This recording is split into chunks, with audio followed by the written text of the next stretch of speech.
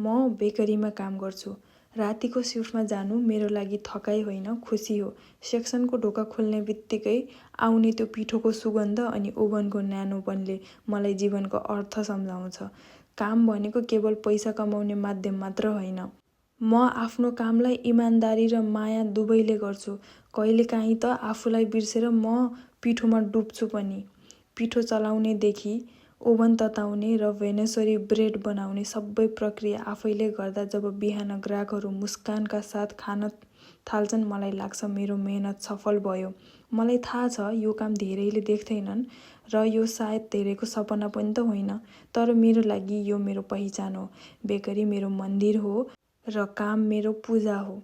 मेरो हातबाट बनेको एउटा राम्रो भेनेसरी ब्रेडले कसैको दिन राम्रो सुरुवात हुन्छ भने त्योभन्दा ठुलो खुसी के हुन सक्छ र मेरो लागि।